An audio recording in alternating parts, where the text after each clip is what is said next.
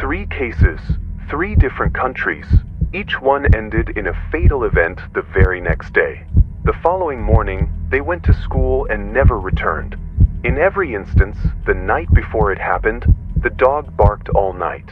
So if your dog starts barking after dark, don't go to school tomorrow. Don't ride. Stay home. This warning began after an incident in a small town near Chicago. A 16-year-old girl named Emma Reeves stayed up late the night before her midterms. Around 2:40 a.m., her dog Milo started barking.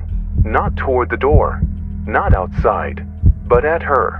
He stood at the end of her bed, teeth bared, tail rigid, eyes locked on her face. She laughed and told him to cut it out. Her parents later said they'd never seen Milo act like that before. By morning, the barking had stopped. The house was silent. She left for school at 7:10 a.m. It was raining, cold, light, nothing unusual. The bus followed its usual route along Route 59. At 7:32 a.m., dashcam footage showed the wipers moving quickly, visibility poor. Then, for less than half a second, a pale shape passed in front of the bus, like a face drifting through fog. The driver swerved. The bus rolled into a ditch. Out of 30 students, only 9 made it out alive. Emma wasn't one of them. When rescuers pulled her out, there were no broken bones, no deep wounds, just a faint gray mark around her neck, like a smoky handprint. Doctors couldn't explain it. They said she looked peaceful, as if she'd simply stopped breathing. That night, when investigators visited the Reeves home to speak with her parents, Milo barked again. Same hour, same spot, facing the empty hallway where Emma once stood. One officer said he felt a cold breeze brush against his legs. He thought it was a draft from an open window. But every window was shut. The next report came from England, a quiet town near Somerset. Late one night, a boy's dog began barking at him. Not at the window, not at the door, straight at him. The family said it wasn't normal barking. It was slow, deep, almost like the dog was trying to warn him. The boy, Oliver Trent, just laughed it off.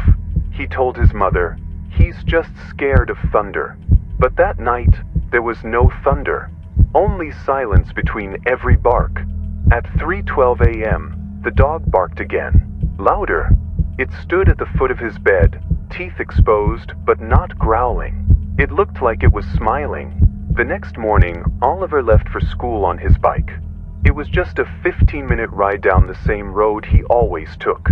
Halfway there, a driver behind him said he saw a black dog appear out of nowhere. It wasn't running. It was standing still in the middle of the lane, staring straight at Oliver. He tried to swerve, but the dog moved exactly where he turned. The man said it looked like the creature wasn't even touching the ground. Oliver hit the brakes too late. His bike went down hard. When the driver reached him, there was no dog, only the boy, lying motionless, eyes open. Later, when police reviewed dashcam footage from another vehicle, they noticed something off. The figure that appeared in front of Oliver's bike didn't cast a shadow. And in one frame, just one, its face looked distorted, stretched wide with human teeth. The family said their dog wouldn't stop barking that night, even after Oliver died. It sat by his empty bed until morning. When officers entered the room, they found deep scratches in the floorboards, shaped like claws, but far too long for any real dog. The third case happened in Canada, near a quiet suburb outside Edmonton. It was early winter. The roads were still wet from melting snow. 2 girls, Maya and her best friend Elisa, walked to school together every morning. It was routine, same road, same corner, same time. Nothing unusual had ever happened before that night. But on the evening before the crash, Maya's dog Toby began barking nonstop. It wasn't ordinary barking. It sounded frantic, like he was trying to warn her. He stood at the window, staring toward the street where she always walked. Every few seconds, he'd growl softly, then bark again, louder each time. When Maya tried to calm him, Toby did something he'd never done before. He showed his teeth at her, not out of anger, but fear. His eyes were wide, locked on something behind her. The next morning, Maya still chose to go. Her mother begged her to wait for her father to drive her, but she said, "No, it's fine. We'll go together. It's just 10 minutes." So, she and Elisa left home. It was around 7:28 a.m. By 8 o'clock, police were at the scene. A truck had hit them near the curve by the school gates. Maya died instantly. Elisa survived, but when paramedics reached her, she couldn't stop screaming. She said the truck driver's face didn't look human. It was wrong. The skin pulled too tight, like a mask stretched over something beneath. Its eyes were pure black, and it smiled before hitting them. At first, everyone thought it was shock or trauma. But when investigators checked the nearby CCTV footage, they saw exactly what Elisa described. A speeding truck, no license plate, no company name, no reflection on the windshield. And when the frame froze at the exact second before impact, the driver turned toward the camera. But it wasn't a face, just a smear of pale gray, mouth stretched too wide, and no human form inside the cab. No hands, no steering wheel. When police tried tracing the truck, no company in Canada had that model registered. The logo on the front grille didn't match any known manufacturer.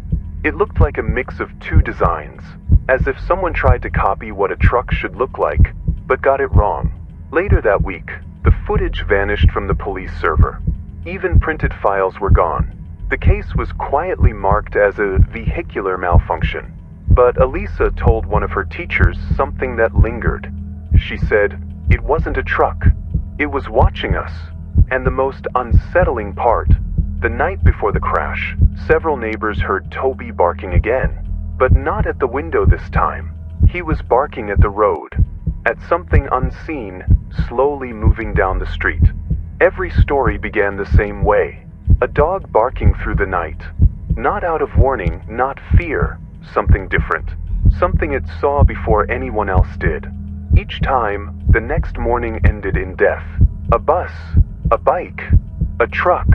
Different roads, same sound before it struck. People say dogs can sense earthquakes or storms. Maybe. But sometimes what they sense isn't natural. Sometimes they're not barking at what's coming, they're barking at what's already here. If your dog starts barking in the dark for no reason, don't yell, don't step closer, and no matter what, don't go to school the next morning.